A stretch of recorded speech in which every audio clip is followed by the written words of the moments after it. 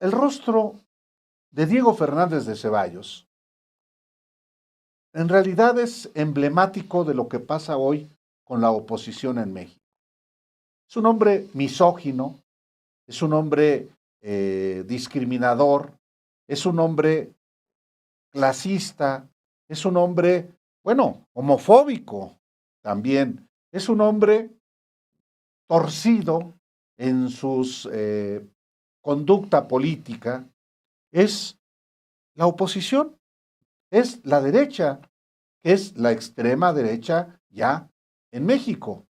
Hoy hizo alusión, bueno, nosotros ayer aquí en Los Periodistas hablamos justamente de las expresiones de Diego Fernández de Ceballos sobre la presidenta de México, insultándola.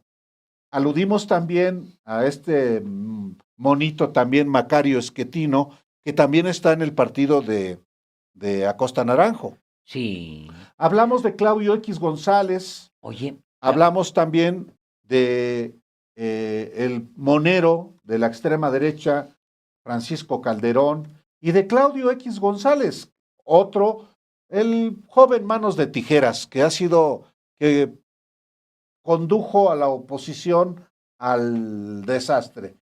Y hoy la presidenta de México justamente se refiere a eso, Alejandro. Sí. Oye, por cierto, yo vi que había un pleito imagínate nada más que pleito tan de altura, entre Macario Esquetino y que se llama Saco de Pus, pero que le dicen Javier Lozano. Javier Lozano. Sí. Había un pleito entre ellos dos. No me digas. Y entonces le dijo uno al otro que le dice, no, pues yo te llevé a que dieras conferencias, y luego le contesta, Macario Esquetino le contesta. Duelo de titanes. Duelo de titanes. Le contesta, bueno, a mí me han invitado a partidos y gobiernos a dar conferencias, y dije yo, wow, ¿les cae? Ahora empiezo a entender muchas cosas. ¿Por qué están en la calle, Álvaro? O sea, de verdad es como... Ahora entiendo un montón de cosas, o sea, sus conferencistas, sus ideólogos, pura chatarra y puro odio. Hoy la presidenta habla sobre justamente esta oleada de odio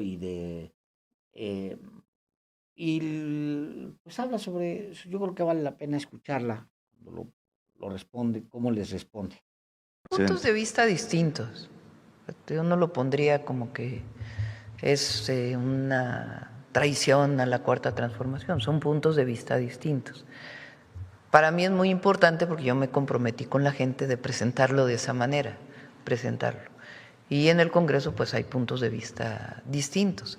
Entonces pues vamos a esperar cómo será el debate y la votación.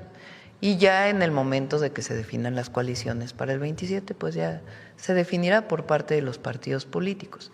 Ahora es muy importante porque los medios y muchos lo han planteado sobre los partidos aliados de Morena o los partidos que me llevaron a mí a la presidencia de la República, pero no hablan de la posición de los otros partidos. A mí me llama mucho la atención, no sé si ustedes vieron,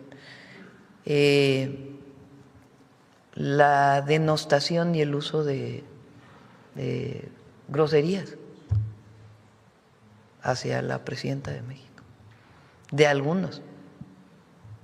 A mí me llamó muchísimo la atención. O sea, algunos, bueno, Diego Fernández de Ceballos, no, ni los pongas porque no vale la pena. Macario Esquetino, no, otros. ¿Cómo les dolió?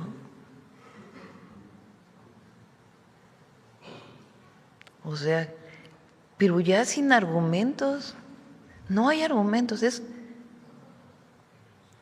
el insulto. O sea, ¿cómo la oposición usa insultos contra, primero pues digo, a mí ni me afecta, pero llama la atención, es de llamar la atención los argumentos que se usan.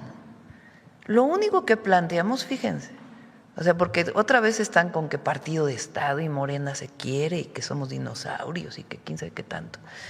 No se reconoce la proporcionalidad de los votos de los partidos.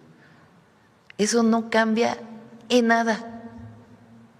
La única diferencia es que en vez de que el partido defina los de la lista plurinominal, pues que los vote la gente. Eso es todo. Si votaste por un partido, pues también tienes derecho a definir quién va en la lista pluri. Pero la representación de los partidos políticos se mantiene. A nadie se le está quitando la proporción que sacaron en la votación de los 200 diputados. Eso se mantiene. Y la otra es que disminuya los costos, que los partidos no tengan tanto dinero, que el INE no gaste tanto, que se bajen los salarios de los consejeros. Esencialmente esa es la propuesta. Imaginen, o sea, ¿son grandes cambios? No. Son de fondo, desde mi punto de vista, sí, y son compromisos que hice con la gente. Y además se presentaron en los foros. Esa fue la mayoría de la gente presentó esas propuestas en los foros. Entonces de ahí se retomaron estas propuestas. Ahora, fíjense la oposición, dejen a los partidos aliados ahora.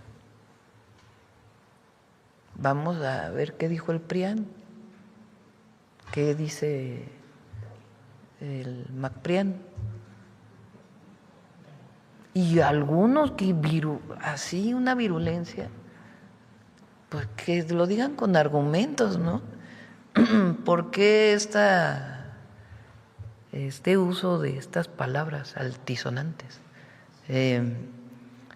Para la institución presidencial primero, ¿no? Más allá de Claudia Sheinbaum. Pero lo que llama la atención es dónde quedaron los argumentos. ¿Por qué tienen que seguir siendo listas definidas por las cúpulas de los partidos? ¿Por qué no se pueden bajar los montos que reciben los partidos o que utiliza el INE para la elección? ¿Por qué no se debate sobre eso? ¿Y por qué se usa estas palabras? Digo, llama la atención. Entonces se ha concentrado en el debate con el Verde y el PT, que tienen sus razones y ellos tendrán que explicarlas. Pero ¿y dónde están los otros argumentos? Ni argumentos hay. ¿Qué partido de Estado? ¿Cuál partido de Estado? Si se mantiene la proporción de los partidos en la votación. Es que la presidenta de México en esta intervención habla de dos temas, aunque en realidad es uno solo.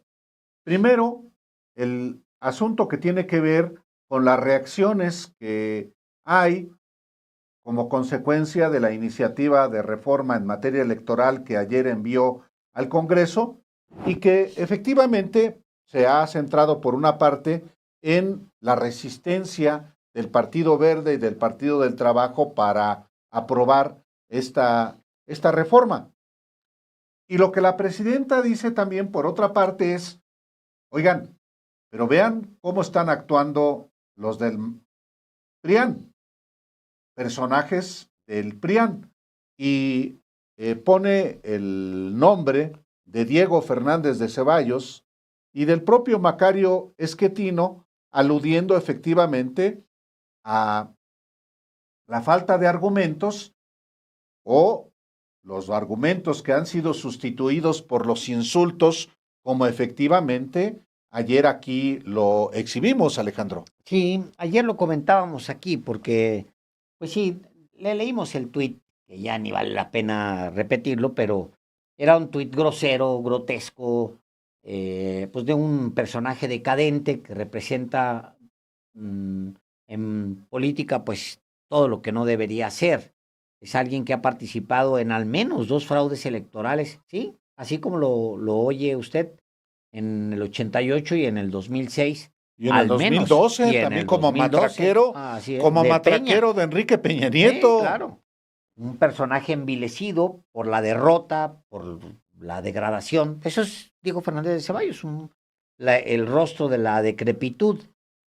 Y pues el rostro de la decrepitud, ¿cómo puede hablar? Es que también ese es parte del asunto. Por eso la portada de nosotros, a ver si es posible poner la portada de hoy. Justo la portada de hoy, pues es una foto tomada de un video de Diego Fernández de Ceballos que él mismo promueve en su cuenta de X. Álvaro, estamos hablando de un personaje marcado por el odio, por la completamente en la autodenigrado. Es un personaje que no puede decir dos palabras sin expresar una expresión de odio, y se supone que es un político.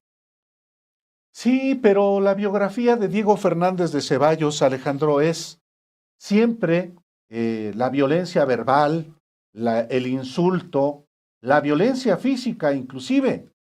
Hay muchos episodios en esa biografía, como dos en particular que recuerdo. Una vez que golpeó al poeta Hugo Gutiérrez Vega, poeta que fue rector de la Universidad Autónoma de Querétaro, y el que haya llegado al nivel de la violencia física con un fuete para los caballos. ¿Cómo? Sí, sí. Es más, lo cuenta el mismo Hugo Gutiérrez Vega, en una entrevista que como parte de un documental le hace Alfonso Virués, que tiene un canal de YouTube, Alviruela Media, y que él hace muchos años le hizo una entrevista, a mí me entrevistó también como parte de un documental, y cuenta el propio Hugo Gutiérrez Vega cómo es que lo agarró a fuetazos Diego Fernández de Ceballos. O un fuete. Sí. Mira, nos ha autorizado Alfonso transmitir este fragmento en el que cuenta la violencia física de Diego Fernández de Ceballos contra Hugo Gutiérrez Vega. Vamos a escuchar.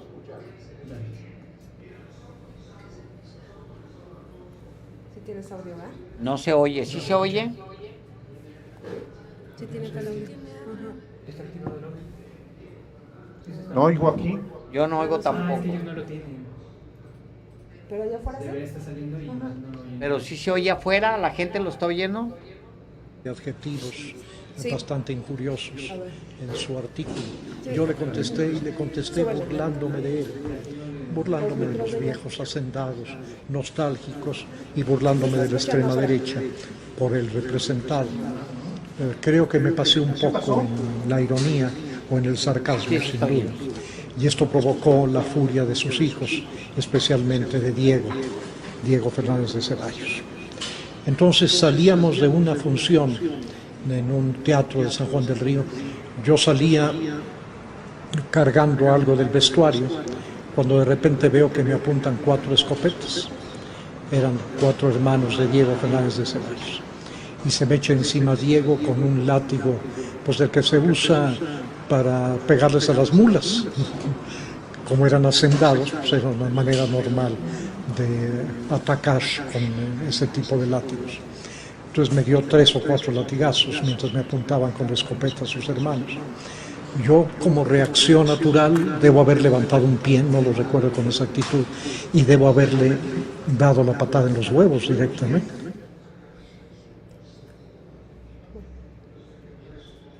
Este es el testimonio de Hugo Gutiérrez Vega sobre la violencia que sobre él ejerció Diego Fernández de Ceballos.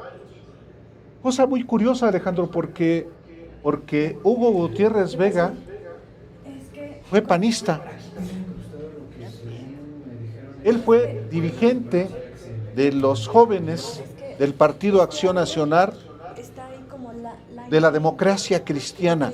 Cuando la democracia cristiana en los 60 tenía una vertiente popular, una democracia cristiana que una parte se introdujo en el PAN y los jóvenes fueron echados por el entonces presidente de ese partido, Kristliev Ibarrola. Les llamó meones de agua bendita. Claro, había una parte nazi que ahí siguió en el Partido Acción Nacional. Hugo Gutiérrez Vega, como en su momento era compañero de Miguel Ángel Granados Chapa, Fíjate. que también tenía esa formación, o Pauli Bolio, pero ese episodio de violencia de Diego Fernández de Ceballos pues está documentado a partir del testimonio de Hugo Gutiérrez nada Vega. más. Bueno, Álvaro, la biografía de Diego Fernández de Ceballos está llena de trácalas. Es el episodio ese que cuenta, lo retrata a él y a su familia de cuerpo entero, pero en realidad pues son trácalas para afectar, en ese caso, a una persona en su dignidad, darle latigazos a alguien. Seguramente así tratan en la hacienda de este señor, señoritingo, a los peones, así los debieron haber tratado a latigazos, pero no sorprende de un personaje que, por ejemplo, se despojó a comuneros, a ejidatarios, de una propiedad extraordinaria, comuneros y ejidatarios pobres, de una propiedad extraordinaria, como lo denunció en su momento el presidente, entonces era un luchador social, Andrés Manuel López Obrador, lo de Punta Diamante, Álvaro. ¿Qué es lo de Punta Diamante? Punta Diamante es básicamente una operación de un gestor poderoso, político, que se apropia de un gran terreno con la ayuda del gobierno. ¿Quién es el gobernador cuando despojan a los campesinos? José Francisco Ruiz Massieu, cuñado de Carlos Salinas de Gortari. ¿Quién es el presidente? Carlos Salinas de Gortari. O sea, despojan a los ejidatarios de Punta Diamante de una propiedad extraordinaria, imagínense ustedes, o sea, frente al Pacífico mexicano, en Acapulco, o sea, una cosa espectacular. Despojan a familias enteras de su patrimonio para dárselo a Diego Fernández de Ceballos. Diego Fernández de Ceballos, Alejandro, es aborrecido también por un sector del PAN. Claro. Hay otros porque lo conocen. Claro. De hecho, en algún momento estuvo a punto de liarse a golpes. ¿Con quién crees? Se aborrecen. ¿Tal para cual? Felipe Calderón. Felipe Calderón, que le reclamó a Diego Fernández de Ceballos haberse vendido a Carlos Salinas de Gortari. Le dijo en una reunión, fuiste un vendido. Y entonces Diego Fernández de Ceballos se le va a los golpes. Eres un cobarde, le dice a Felipe Calderón. Y bueno, estuvieron a punto de liarse a golpes. Fue en una reunión a finales del 2004, cuando Calderón evocó la relación de Fernández de Ceballos con Carlos Salinas de Gortari.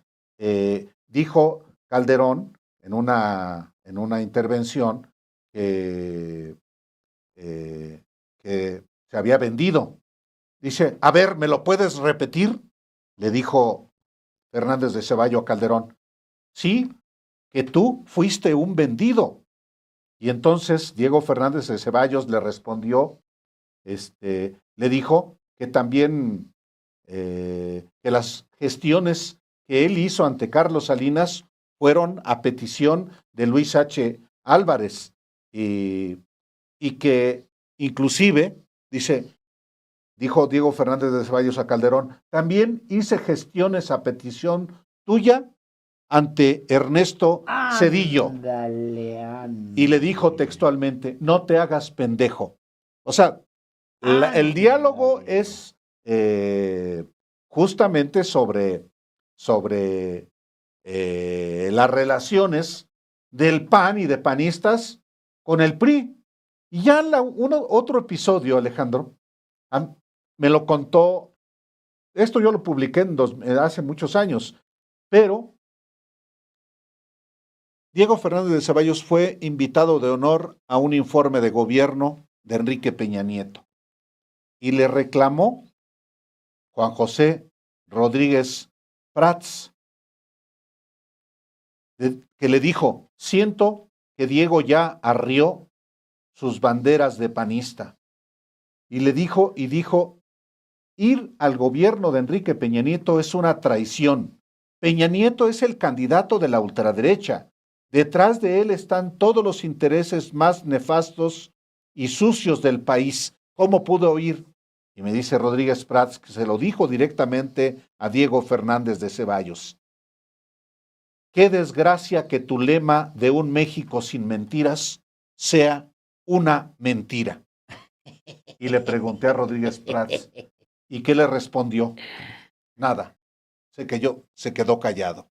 Entonces, la verdad de las cosas es que Diego Fernández de Ceballos no está solamente vinculado a los arreglijos que hizo con Carlos Salinas de Gortari, los hizo también para el FOAPROA en 1998 con Ernesto Zedillo. Y aunque despreciaba profundamente a Vicente Fox, también trabajó para eso. Y luego, con Enrique Peña Nieto, dejó colgada, como Fox, a Josefina Vázquez Mota como candidata presidencial en 2012, Fox, Calderón y Diego Fernández de Ceballos para echarse a los brazos de Enrique Peña Nieto. La representación también de la podredumbre corrupta del Grupo Atlacomulco. Sí, del PRIAN. Del PRIAN, que son los que insultan. Son ellos, claro, que son exactamente los mismos que insultan. ¿No acaba de publicar Diego Fernández de Ceballos un manifiesto rechazando la reforma electoral junto con Francisco Labastida Ochoa, con Manlio Fabio Beltrones? Es decir, el PRIAN. Sí, sí. Después de que lo secuestran a Diego Fernández de Ceballos, yo me acordaba mucho de lo que decían los secuestradores de él, ¿no? Que tuvieron mucho tiempo para platicar con el personaje, y el personaje seguramente viendo la posibilidad de que muriera ahí, de morir ahí, pues el personaje mismo se abrió mucho con ellos. Y me acuerdo de un texto que escriben sobre los comunicados de los secuestradores. Ellos publican 3 comunicados y de alguna manera explican por qué los secuestran. Los comunicados se publican a finales de diciembre del 2010. Y leo, aunque fue una nota nacional, leo la que publica La Jornada en su momento, Alfredo Méndez y Alma Muñoz. Dice el texto lo siguiente, dice: en el contexto de la liberación de Diego Fernández de Ceballos, el grupo que se atribuye su aprehensión, entre comillas, hizo circular en internet 3 comunicados en los que define al ex candidato presidencial panista como uno de los políticos que más se ha caracterizado por el abuso del poder, el tráfico de influencias, el enriquecimiento a costa del erario y de los bienes de la nación, legislando en pro de los grandes monopolios, asesorando a las mafias del poder y litigando a favor de los grandes capos del narcotráfico. Todo esto es textual. En dichos escritos lo llaman también legislador a sueldo y rentista de la crisis, y subrayan que su captura fue una actividad pensada y realizada como un acto de desagravio. Advierten también en estos textos que ahora conocemos de cierto los modos de los trabajos y oficios con los que se maneja, las personas con las que trata y algunas de las que han sido sus más logradas empresas, dicen ellos en estos textos. Enseguida, cuentan los periodistas al detallar estas cartas, da cuenta de cartas elaboradas por el propio Diego Fernández de Ceballos a sus benefactores, reclamándoles apoyo económico en correspondencia a su lealtad y a sus servicios. El grupo que lo secuestra, que al inicio del secuestro se presentó como los misteriosos desaparecedores, así era, y ahora se autodenominan Red por la Transformación Global contra la Injusticia y la Impunidad, ni perdón ni olvido, enumera a los personajes que supuestamente fueron destinatarios de las solicitudes de apoyo de Diego Fernández de Ceballos. Y ellos hacen una lista de a los que Diego extorsionó. Y la lista es la siguiente: Carlos Salinas de Gortari, Carlos Slim, Roberto Hernández, Alfredo Harp, Alberto Balleres, Claudio X González, Lorenzo Servitje, Lorenzo Zambrano, Emilio Azcarra Gallán, Ricardo Salinas Pliego, Bernardo Quintana, Ignacio Loyola, Manlio Fabio Beltrones, Emilio Gamboa Patrón, Juan Sandoval Íñiguez, Onésimo Cepeda, Norberto Rivera, Roberto Madrazo Pintado, Jorge Hank Ron, Santiago Krill, Enrique Peña Nieto, Carlos Romero de Champs, Elba Ester Gordillo, entre otros. Bajo el título, agrega este texto, epílogo de una desaparición, estoy hablando de los que secuestran a Diego Fernández de Ceballos, precedido de la firma ex misteriosos desaparecedores. El grupo dividió los textos en 3 entregas que abarcan 33 cuartillas, una de las cuales inicia con versos de Bertolt Brecht. Destaca que el tomar prisionero a Diego Fernández de Ceballos, exhibirlo, obligarlo a devolver una milésima de lo robado, constituyó, entre otras cosas, una demostración de que con unidad de acción se puede doblegar la voluntad del enemigo y combatir la impunidad. En el inicio de la segunda entrega de estas cartas, en las que comienzan a delinear sus consideraciones sobre la figura del político, los secuestradores de Diego Fernández de Ceballos remarcan lo siguiente: los poderosos llaman ley a su propia violencia y crimen a la de los oprimidos. Por eso, los oprimidos debemos luchar por el establecimiento de una nueva ley frente a los crímenes de los poderosos por todos los medios, incluida la violencia. Lo que dicen ellos. Describe que el ex candidato presidencial parecía intocable hasta aquella noche del secuestro, el 14 de mayo, en que su pasado oscuro lo alcanzó, y muy a su pesar, tuvo que responder por algunos de sus actos y verse en el espejo de nuestra mirada, espejo que al hacerlo prisionero reflejó su hechura de corrupto, prepotente y voraz expropiador, demostrando un hecho fundamental: siempre que como pueblo nos atrevamos a luchar contra la injusticia, no habrá felonía que quede impune. Y en estas cartas hay una tercera entrega que dice, en la tercera entrega señala que Diego Fernández de Ceballos es uno de los políticos de mayor responsabilidad que tienen en el sometimiento, en el sostenido proceso de hecatombe económica, política y social que la élite dominante ha impuesto y desplegado en nuestro país desde 1982 a la fecha, por medio de un entramado mañoso y mafioso que opera dentro y fuera de las instituciones estatales. El país, agrega esta carta, se deshace por causa suya, sin que discursos y fanfarrias mediáticas puedan convencernos de que vamos por un rumbo cierto a la solución de los múltiples problemas que históricamente persisten. La nación se desangra a borbotones y no desean admitir que ellos, y solo ellos, han saciado su hambre de riqueza desmedida y poder político inconmensurable a costa de una patria exangüe y anémica. Luego, continúan los textos. Los textos íntegros son muy interesantes porque hablan pues hablan de muchas cosas, hablan del personaje y hablan también un poco el carácter de los secuestradores de Diego Fernández de Ceballos. Pero me acordé, Álvaro, de un texto que publica en su momento en Proceso, creo que tú todavía estabas ahí en Proceso, José Gil Olmos, sobre cómo los hermanos de Diego Fernández de Ceballos y él mismo en Querétaro, deje usted toda la fechoría que hicieron a nivel nacional, en Querétaro, ahí en el vecindario, se apropiaron de ranchos, de terrenos, veían una casa deshabitada y la denunciaban, iban por ella legalmente.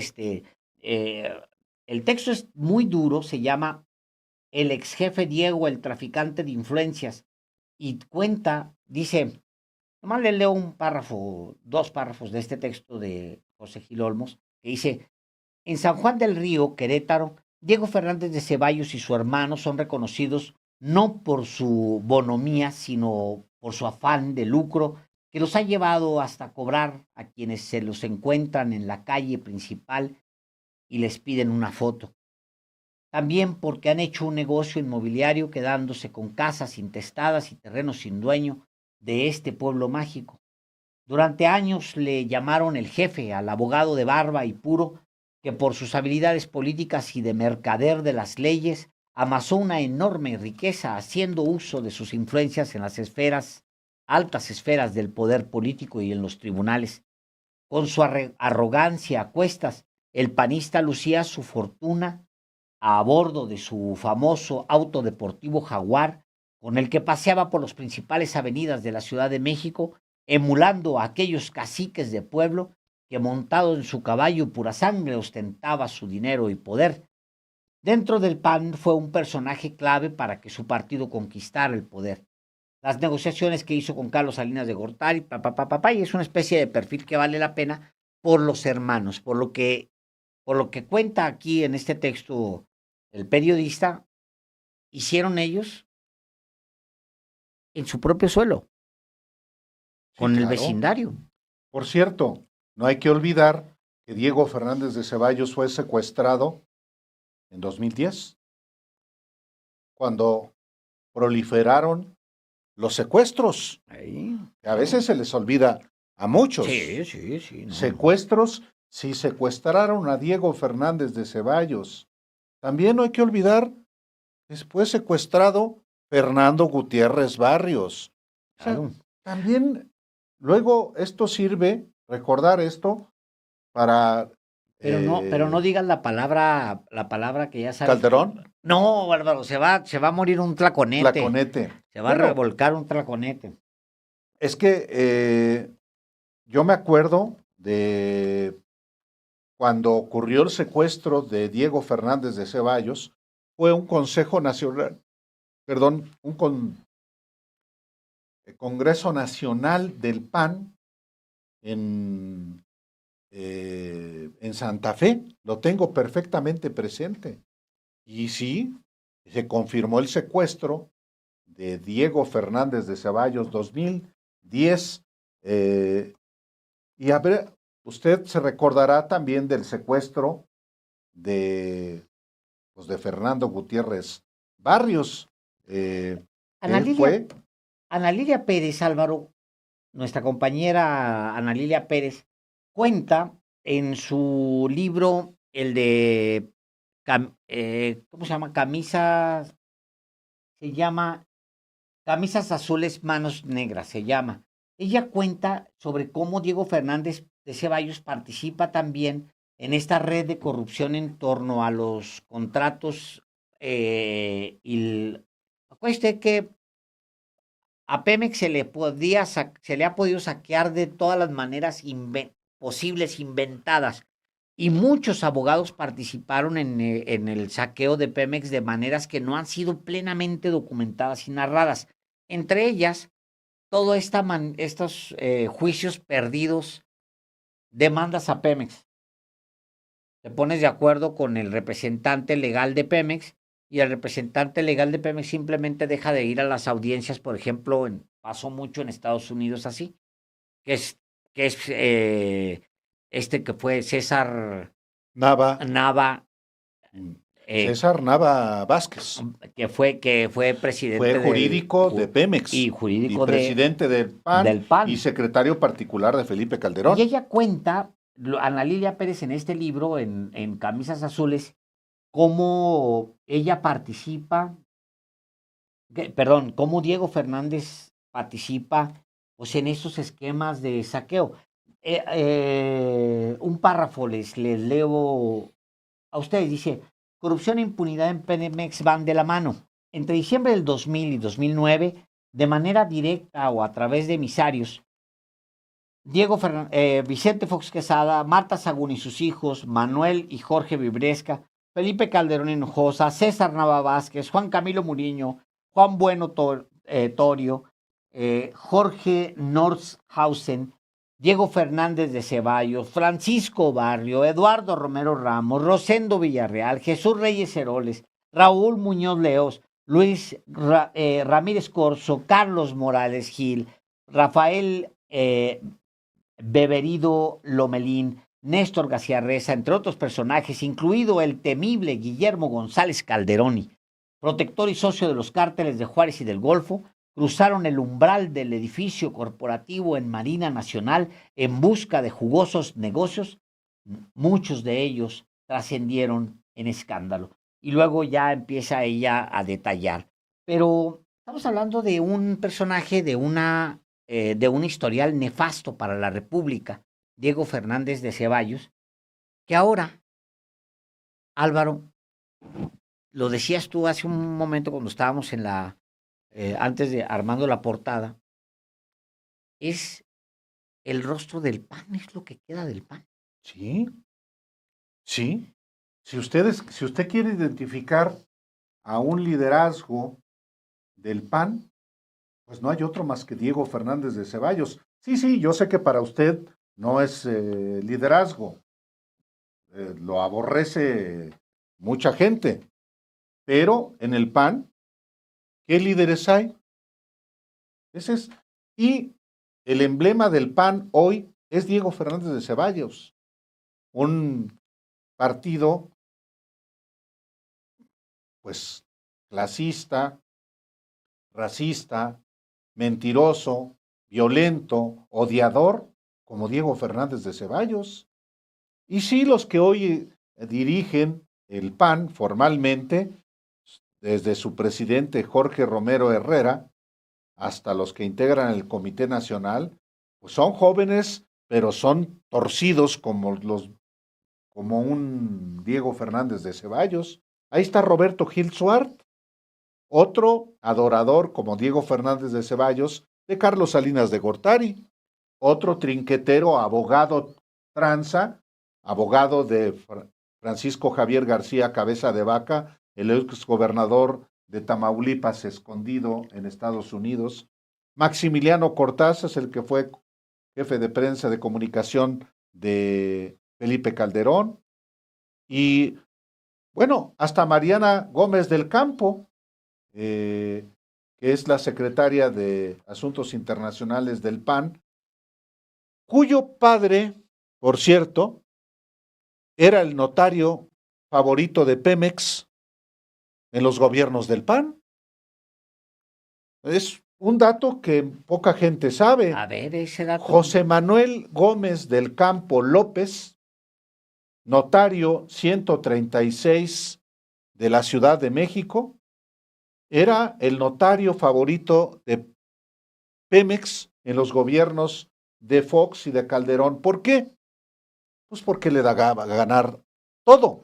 Mientras se perdían juicios deliberadamente en Pemex para hacerles ganar millonadas a los amigos, pues este notario era el favorito de Pemex. Tan es así, Alejandro, fíjate cómo son las cosas también, los vínculos. Enrique Peña Nieto le dio una notaría en el Estado de México, sí, a sus amigos priistas, pero también del PAN, al hermano de Mariana Gómez del Campo, lo hizo notario en el Estado de México. Y algo más, la ex esposa ahora de Luis Videgaray, el poderoso secretario de Finanzas del Estado de México y luego secretario de Hacienda de Enrique Peña Nieto, su esposa se llama Virginia Gómez del Campo, de la misma familia de Margarita Zavala. Anda, Dios Entonces- mío, hombre. Pues sí, Oye, y ya por no dejar, digo, porque este episodio es de esos episodios que retratan a un personaje hasta el final. Diego Fernández de Ceballos es candidato presidencial en 1994. perdón, en 1994. En 1993, Álvaro, justo cuando lo estaban postulando como candidato a la presidencia de la República por el PAN, Diego Fernández de Ceballos decide dejar de pagar impuestos. El impuesto predial deja de pagar. En el municipio de Colón, Sí, claro. le tratan allá en Querétaro, Sí. a este viejo ratero, le tratan de Cobrar impuestos. de cobrar Lo del impuestos, impuesto pues si predial. no pueden, y no pueden, y no pueden, y no, pues no pueden, y no pueden. Se le acumulan 900 millones de pesos. 900 millones de pesos, Álvaro. Hablamos con el presidente municipal. Aquí hablamos con él, por eso le ¿Sí? estoy diciendo, por eso le decimos que hablamos con él, con el presidente, y dijo el presidente, oiga, a ver, le dijimos nosotros, no se va a doblar usted frente a Diego Fernández de Ceballos, no se vaya usted a doblar, no, debe 900 millones, 900 millones de pesos en predial ahí. Exactamente el año en que ya lo estaban preparando para ponerlo prepararlo para lanzarlo como candidato del PAN, dijo, pues nada, pues aquí mero, dejo de pagar impuestos. Hijo de la tiznada. Y dejó pagar impuestos. 900 millones de pesos. ¿Sabe qué sucedió? ¿Usted cree que pagó 900 millones de pesos este señor? No, hombre. ¿Sabes cuánto pagó? Pagó, dice, ¿Cuánto pagó? espérame, porque es que el alcalde dice una cosa muy interesante. Cuando lo entrevistamos, dice él está en toda su voluntad. Se disculpó por el tiempo que en ese momento dejó esto en descuido, 900 millones, ¿no? Se presentará una propuesta y se llegará a un acuerdo, nos dijo que era el alcalde, Así es. Alejandro Ochoa Valencia, alcalde de Colón. Pagó 12 millones, no los 900 millones, 12 millones de pesos. ¿Cómo puedes haber agarrado una deuda de 900 millones y haberla reducido en 12 millones? Diego, eso resume a este personaje que ha sido parte de la vida pública, ha sido candidato presidencial, el hombre que gritó en aquel momento, nunca se me va a olvidar, cuando ordena, a ver si lo podemos conseguir, a ver si es posible, porque ese video lo podemos usar. Es el video donde ordena quemar las boletas del fraude electoral. Claro, Porque en les Tribuna, dice, en 1991. ¡cállense! ¿Te Sí, acuerdas? que dice, el PAN se propone que estas boletas se quemen y se regeneren como se regenere la vida pública de México. Y ante los gritos, ¡cállense! Claro, es un momento cumbre en esa simbiosis del PAN ya con el PRI y particularmente del grupo, bueno, el PAN en su conjunto realmente. Hubo algunos que se salieron, como Bernardo Batis, pero el PAN siguió en esa alegre alianza con el PRI, sí, con Carlos Salinas, luego con Ernesto Zedillo, hasta Enrique Peña Nieto. Pero sí, ese discurso es indiscutiblemente el momento cumbre de esa simbiosis política que sigue. Si uno ve cuáles son las relaciones del PAN, son con el salinismo.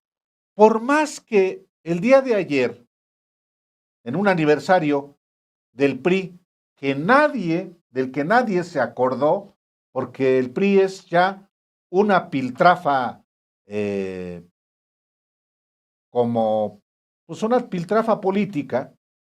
Ayer que cumplió 97 años, Alejandro Moreno Cárdenas, implorando la alianza con el PAN y con el Partido Movimiento Ciudadano. Hoy mismo publica un pronunciamiento en el sentido de que si no hay alianza le van a hacer el juego al poder. Ya te encontraste el discurso. Es que es un momento es horrible. O maravilloso, según lo quieras ver. Claro, sí. Es horrible porque es efectivamente pues es un momento de un acuerdo que no es para bien de los mexicanos, Alejandro. No, se está tomando la decisión de borrar la huella del fraude electoral, Álvaro. Y de estrechar la simbiosis entre este grupo mafioso, Salinas, Diego Fernández de Ceballos, que obviamente los trasciende. Es las oligarquías, los personajes, la estructura neoliberal que se instauró a golpe de fraudes en nuestro país desde 1982 hasta el 2018, nada menos, y que implicó un saqueo del país que extrañan, obviamente, quienes participaron en el aquelarre. Pues sí, los salinistas andan vueltos locos. El salinismo también, que es emblemático de Diego Fernández de Ceballos. Es que es muy padre ese momento porque viene un episodio después que es cuando debaten AMLO. Andrés Manuel López Obrador con Diego Fernández de Ceballos en el año 2000. Con Joaquín López Dóriga, y que dice, no, usted se robó, le dice el AMLO, Sí. ¿no? Usted Usted se robó y usted ordenó quemar los paquetes, le decía, y el otro hay que no. poner el video. Aquí traigo este video, que lo pongan. No. Diego Fernández de Ceballos. El otro viejo, casi bueno, qué bonito. Mire, vamos a verlo porque es parte de nuestra historia. Ahí vamos. Casi, Ahí casi. vamos. Ustedes dicen. Papeles que nada dicen y menos significan. La bancada panista acepta que se destruyan esos míticos documentos y cállense, y que esos cientos de toneladas de papel se procesen, se reprocesen y se regeneren como reclamamos que se regenere la vida pública de México.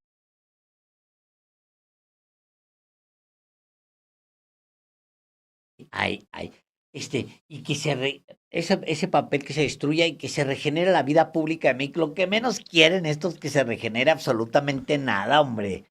Pero no quería en ese debate que saliera nada de eso. Pero Claro. AMLO lo cuenta muy chistoso. Mañana hay que rescatarlo. Hay que buscarlo mañana, porque estaba Andrés Manuel con su sobrecillo, ¿no? Tenía un sobrecillo. Sí, un folder. Un como folder, pero ahí tenía todo lo del fraude de Diego Fernández de punta a diamante. Entonces, pues cuenta el mismo AMLO que Diego veía el sobre y le pelaba unos ojotes y veía el sobre. Sí, que algo traía, en realidad no traía nada. Era un truco de Andrés Manuel López Obrador. Pero el otro, veía el sobre, ¿no? De AMLO, como diciendo, hijo de la ¿qué va a sacar este hombre? Aquí me va. Pero, bueno, pues es que son cosas de la vida pública. Ahora, de regreso a lo que tú planteabas, Álvaro. No hay un rostro. No hay un rostro del No. PAN. Es ese, Es el hombre de- decrépito. Claro. Y si me permites, Alejandro, quisiera recordar también como parte de la reputación de Diego Fernández de Ceballos, un episodio, además de los que conté del poeta Hugo Gutiérrez Vega, de cuando se iba a liar a golpes con Calderón porque lo llamó traidor, y cuando fue al informe de Enrique Peña Nieto. Luis Héctor Álvarez, el presidente del PAN del salinismo, llegó a escribir en su libro de memorias, Medio Siglo se llama, pues cómo siempre Diego Fernández de Ceballos fue muy sospechoso para él y que inclusive de lo que se arrepiente Luis Álvarez Sí. es de la quema de las boletas del PAN. Y dice, Diego fue quien me planteó la iniciativa bajo el argumento de que ya de nada servían, dado que habían estado a disposición de cuanta persona las quiso consultar. Accedí a su solicitud.